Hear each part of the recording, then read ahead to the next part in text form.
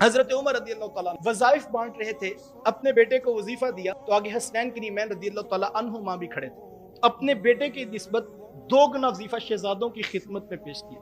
تو بچے ہوتے ہیں، تو بیٹے نے کہا جی میں عمر میں بھی بڑا ہوں، میں نے غزوات میں شرکت بھی کی ہے اور یہ عمر میں بھی چھوٹے ہیں اور انہوں نے جہاد بھی اس وقت نہیں کیا، مجھے ان کے جتنا یا ان کو میرے جتنا حصہ دیا جاتا تو یہ ایک الگ بات تھی، لیکن میرے سے بھی 2 گنا وظیفہ زیادہ کیوں دیا جا رہا ہے؟ تو جب یہ سوال کیا تو حضرت عمر رضی اللہ تعالیٰ عنہ جلال میں آگے کہا بیٹا عمر تمہیں بھی 2 گنا وظیفہ دے گا، لیکن عمر کی ایک شرط ہے۔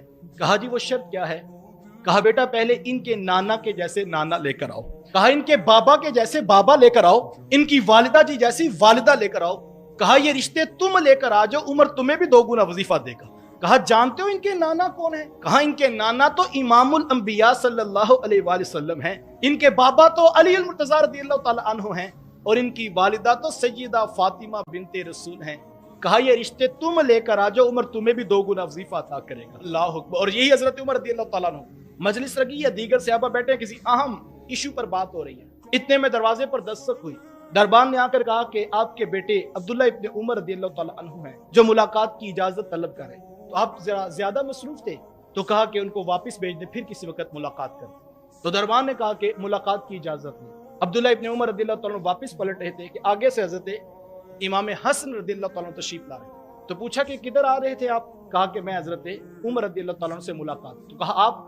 کہا میں بھی ابھی آیا تھا تو بابا کسی کام میں شاید مصروف ہیں تو اجازت نہیں ملی تو میں تو واپس جا رہا ہوں۔ ابھی حضرت امام حسن رضی اللہ تعالیٰ عنہ نے خود ہی فیصلہ کیا کہ جب بیٹے کو اجازت نہیں ملی تو میں تو ویسے ہی علی کا بیٹا ہوں تو مجھے بھی اجازت طلب نہیں کرنی چاہیے، واپس پلٹنے لگے۔ محبت کی بات یہ ہے، میرا دل کرتا ہے میں سلام کروں شیر خدا حضرت علی رضی اللہ تعالیٰ عنہ کو، جنہوں نے تربیت اتنی کمال کی تھی کہ خود ہی فیصلہ کیا جب بیٹے کو نہیں ملی اجازت تو کوئی اہم کام ہوگا، چلو میں پھر کسی وقت آ جاؤں۔